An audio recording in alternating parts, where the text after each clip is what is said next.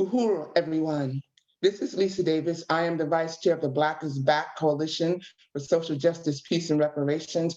And we want to just say that we appreciate everyone for turning into this very, very important webinar. This was not one of our planned webinars, but in response to the escalation of the Israeli terror against the Palestinian people, we thought it was so necessary to state our strong condemnation against what is going on and to have this very powerful webinar in which we will be hearing from people directly involved with the Palestinian situation as well as comrades who support it.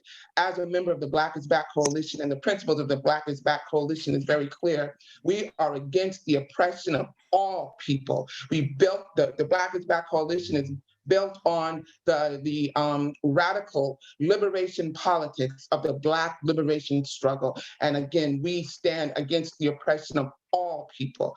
And when we first started, maybe about a couple of years after we started, we implemented the 19-point platform for Black self-determination. And our 18th point, which we will hear more about, is the point that shows our solidarity with Palestine. And it is, and we say free Palestine and down with the Israeli settler state.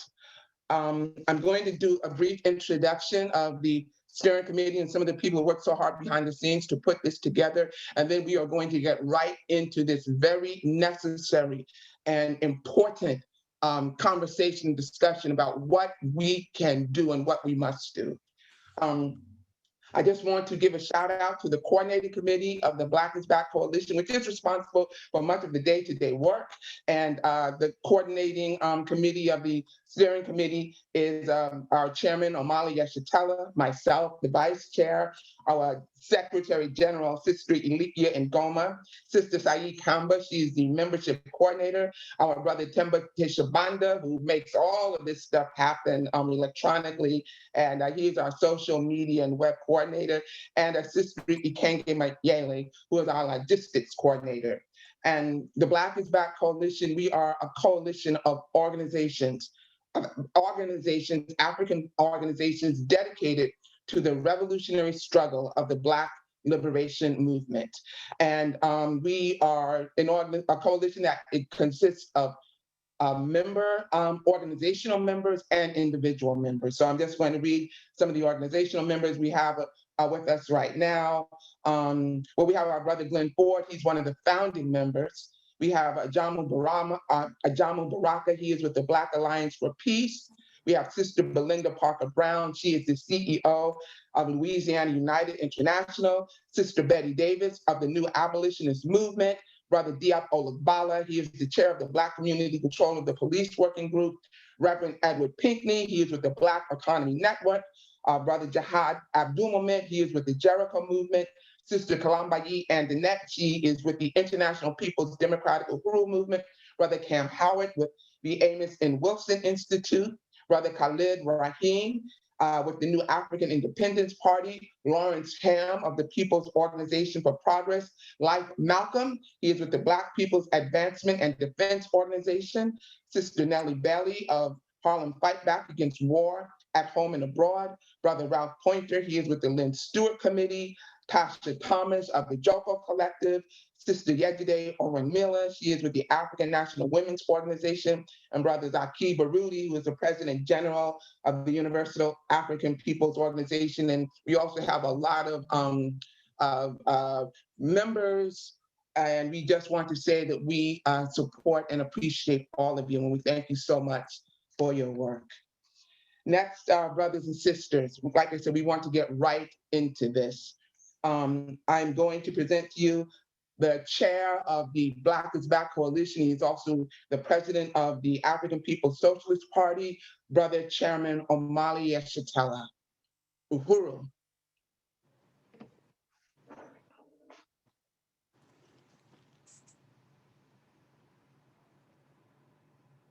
Uhuru. Thank you, Comrade Vice Chairwoman Lisa.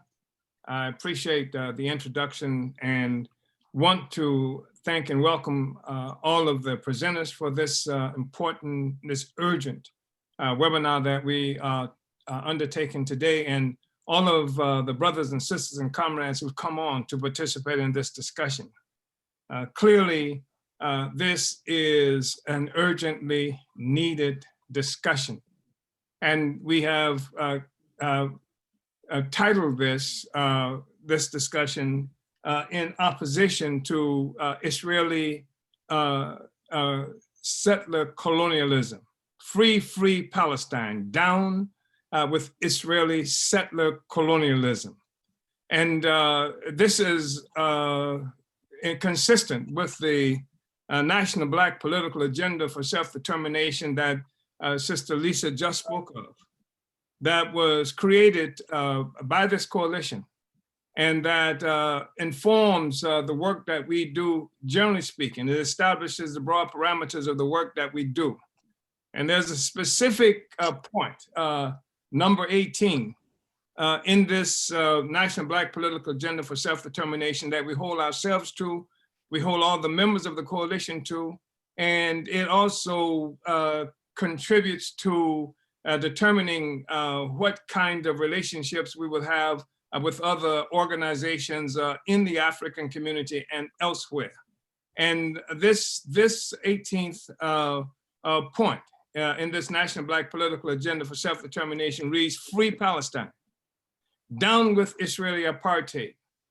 We demand recognition of all rights of the Palestinian people, including the right to an independent, sovereign Palestinian state, and the right to return for all Palestinian refugees.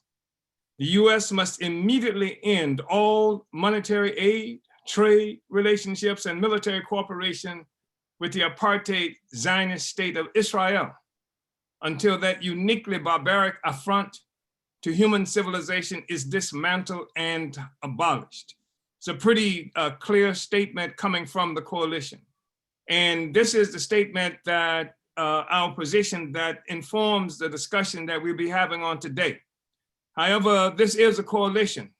And while everybody in every organization in the coalition unites with the principles here, with the National Black Political Agenda for Self-Determination, we know that there are individual organizations that participate in this coalition also have a perspective around this question of what is happening with Palestine, the existence of the state of Israel, the brutal war that has been initiated with the people of Palestine for some time now.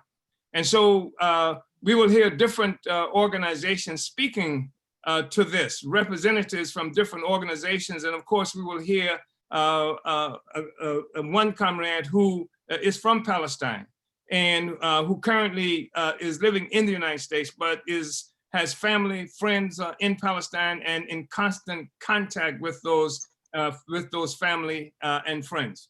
So this is something that hopefully will provide, among other things, an educational, because most people right now, or perhaps most people, I think it's safe to say, do not understand this question of Palestine and Israel, and do not understand what is going on at this moment. So we have different organizers from our coalition that will present their own ideological and political perspectives, but all of the political perspectives and ideological expressions that we hear will relate to point number 18 of the National Black Political Agenda for Self-Determination.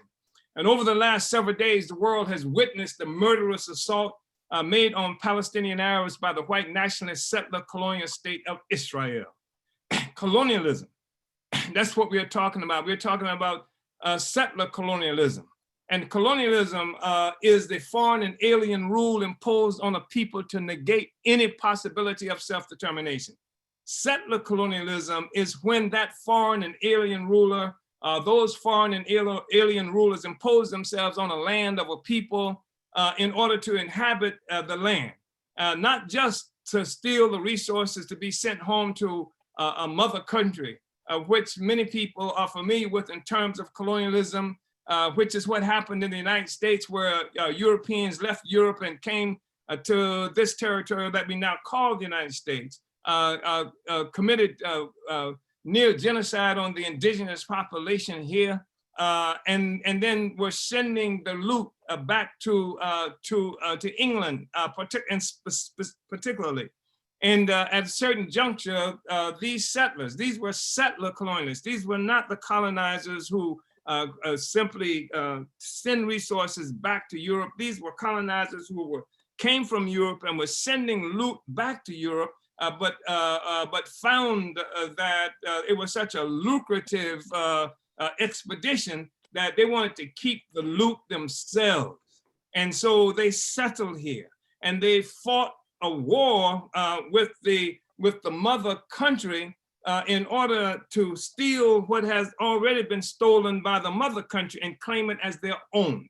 This is what has defined the so-called democracy and freedom struggle of the people who stole this land from the indigenous people. And then, in addition to having done that, attack Africa, participate in attacking Africa, and then bringing Africans to this territory and spread it throughout the Americas. And in this land of the United States, so you have settlers who have taken the land from the indigenous people to keep these resources for themselves, fighting what they call to be some democratic struggle for self-determination, for freedom and that kind of thing. And then they kidnap Africans who work as a domestic colony, as a colony within the settler colony itself to steal resources.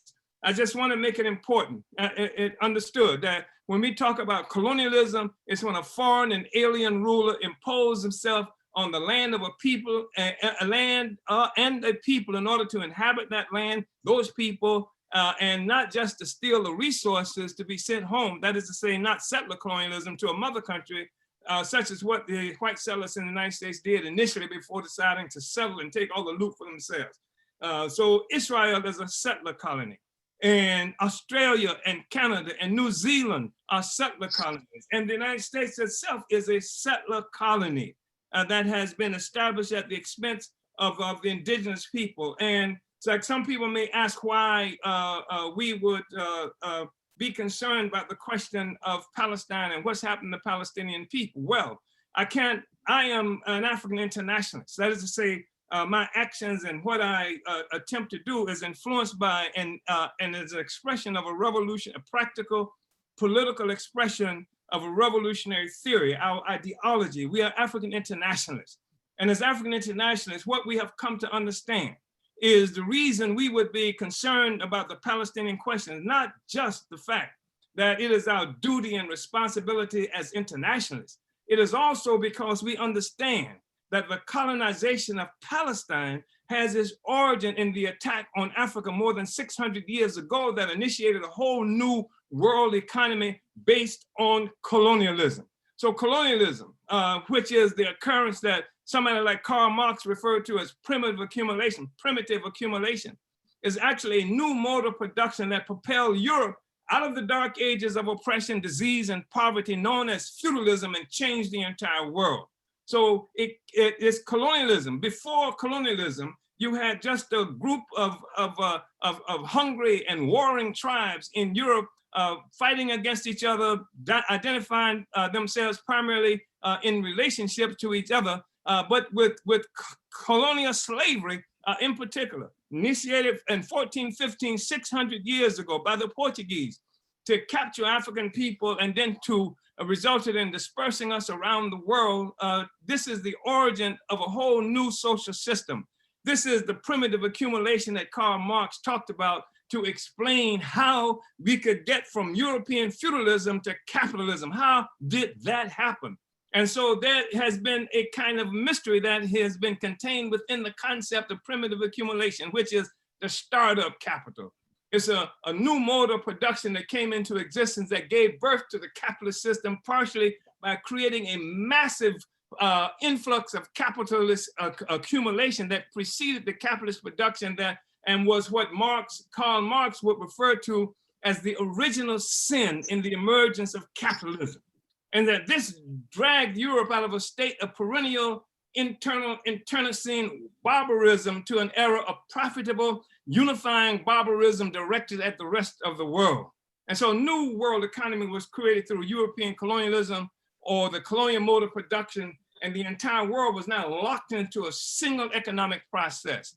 And reflected is reflected in what we see happening in terms of resistance in Colombia, Haiti, and other areas of the world created by Europe as a part of the process of creating this colonialist mode of production. It is an international colonial capitalist world economy.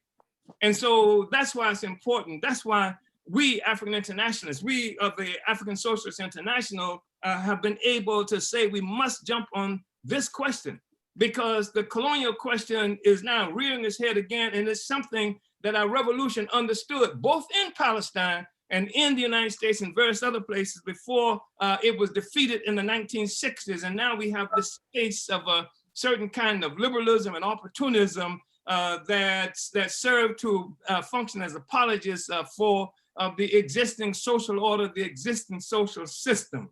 And so without understanding this, without revolutionary theory, without liberation through the defeat of colonial capitalism, words like freedom and justice are just inconsequential, empty, abstract concepts.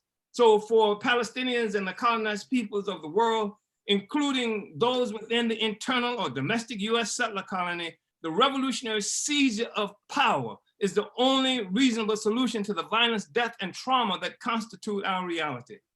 And this is, and so we're saying that that the transatlantic colonial slave trade created a new world order that dominates the whole world, Arabs and Africans alike, and that it is to our advantage to strike out at the strategic enemy of the world and the existing social system that is slaughtering all of us. So we've seen now days of heavy bombardment on the Gaza Strip that's been intensified most recently just yesterday with Israeli fighter jets bombing sites belonging to the Palestinian people, destroying hospitals, destroying much of the infrastructure, and using the claim that what they're bombing is tunnels that's used to smuggle Palestinians, militants, and they talk about Hamas, into occupied Palestine that they refer to as Israel.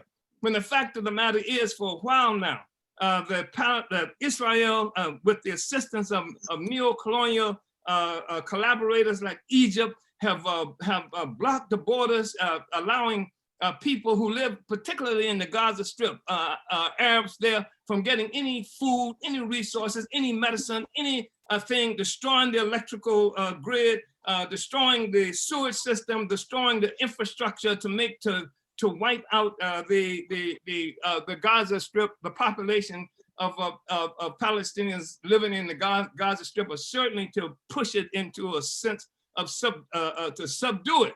And I just want to say that you can't get to this question of what's happening with Gaza Strip and what the Israeli illegitimate white nationalist settler colonial state is doing in Gaza Strip without understanding that Israel itself is a settler colony, that it is an instance where Europeans from all over Europe and the United States left these places and went into Palestine to steal, to take the Palestinian land with the preposterous logic, certainly narrative that it's theirs by virtue of God giving it to them 4,000 years ago, to them as some kind of chosen people, or with the explanation that anything that they do is permissible because of the Holocaust that attacked and killed Jews in Europe or in Germany. And obviously that is a lie, that is illogical for a number of reasons. One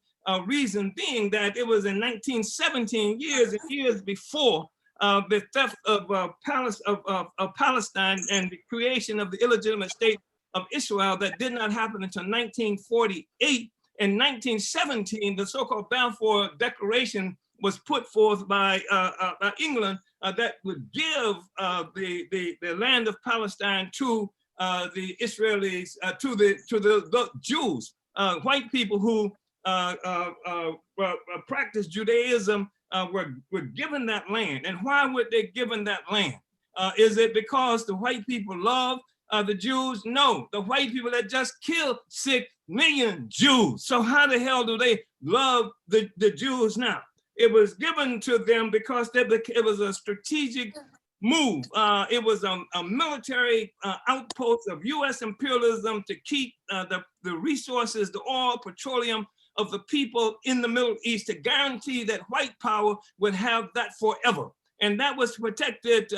You have a white population, you have which a non-Muslim population, which has no loyalty to the region, to the people in the region at all. So you drop them in the middle of that place, and where their future is dependent upon their ability to keep this land and to build the kind of economic power, capitalist power that they wanted to build. So they become the policemen, they become the white cops on the block, the regional block in the Middle East. And they are armed to the teeth by the United States that give them at least $4 billion every year for weapons to kill the Palestinian people, to control the Palestinian people. So this notion that somehow the Europe is so guilt-ridden by what happened to Jews that during the Holocaust that they can do anything they want to the Palestinian people is just another example of how colonialism born of a superstructure, colonialism, a superstructure born out of a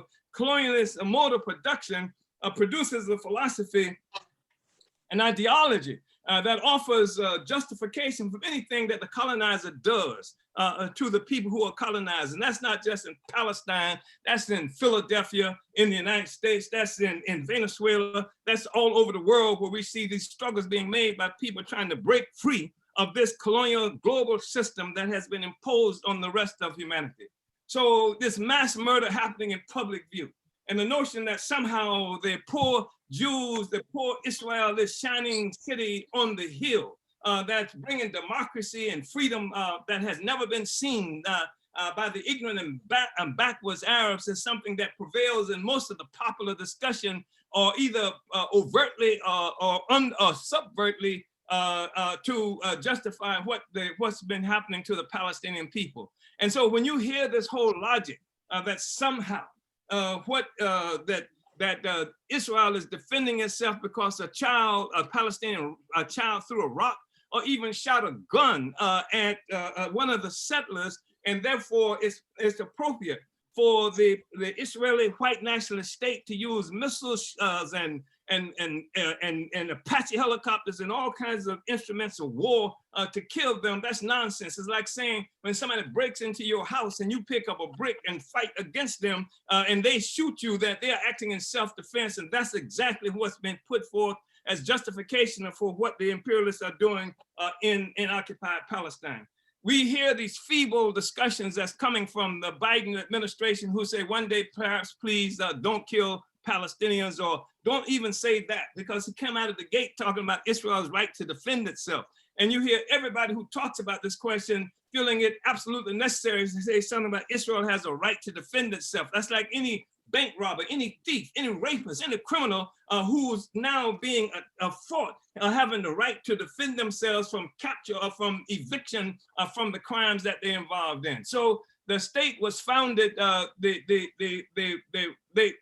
we use the term here about the apartheid, Israel being an apartheid government. But the thing is that even that doesn't do it justice, because apartheid is just a form of the state, like democracy is the form of the state. And you can have colonialism under apartheid, you can have colonialism under fascism, you can have colonialism under democracy, but to say down with the apartheid state is not the same necessarily saying down with colonialism. What has to happen is colonialism has to be wiped out. The people have to wipe it out. And we have to be able to unite with the struggle of the people to overturn this illegitimate entity that imposes itself on the lives of the Palestinian Arab people and much of Africa that is moving through right now with the complicity of neo-colonial leaders on the continent of Africa. So I want to just attack one myth and one other myth in just a few seconds. This notion about how the Jewish community, we have to have so much support, and the reason we support everything they do is because all of the support that we've got from the Jewish community around the struggle for civil rights. And yes, there were some Jews who died, Schwerner and Gutman, for example, in Mississippi are examples, but this is This is a myth in terms of the great Jewish support, because what happened is in 1967, the Student Nonviolent Coordinating Committee, SNCC, of which I was a member, came out in solidarity with the Palestinian people because of the Israeli attacks and annexation of Arab territories, including the Golan Heights, the Gaza and the so-called West Bank. When SNCC came out in solidarity with the Palestinian people, then all the Jews who were given money to the civil rights movement under the leadership of SNCC took that money back. And it wasn't solidarity that was happening, it was purchasing. They were buying the loyalty of the African community, and they were loyal as long as they could get away, as long as Africans would carry out their will. And so this is just something I think that we need to understand. So there's a lot more that has to be said during this process, and I look forward to the ongoing discussion, and I want to welcome everybody to this really urgent and important discussion, this webinar aptly named Free Palestine, down with Israeli settler colonialism. And we have to do everything we can everywhere we are to unite with the struggle of the Palestinian people. And we have to even be able to say that revolution is really the only solution. And while there are going to be all kinds of liberals on both sides of the ocean and throughout the world who will try to find some way to moderate this relationship between the Palestinian people who are colonized and the colonized, they will call for a two-state solution. They will call for peace, etc. And what they're calling for is an imperialist peace, because the state of Israel itself is a negation of the identity of the Palestinian people. And you can end up in Palestine, if people are not careful, with the same situation that Africans are confronted with around the world, and especially in the United States, so that the Palestinians will disappear. And that's fast what the Israeli state is trying to do with the complicity of the United States and other powers, to disappear the Palestinian people, so that you can end up perhaps having a Palestinian Israeli, just as you have an African American or something to that extent. So down with the Israeli settler state, and free Palestine. And I want to thank everybody for coming on, and let's move it forward. Uhuru. Uhuru. And thank you so much, Brother Chairman, for that powerful analysis. This is the kind of discussions, these are the kind of analysis we will be hearing. I just want to go over our one quick housekeeping thing. If you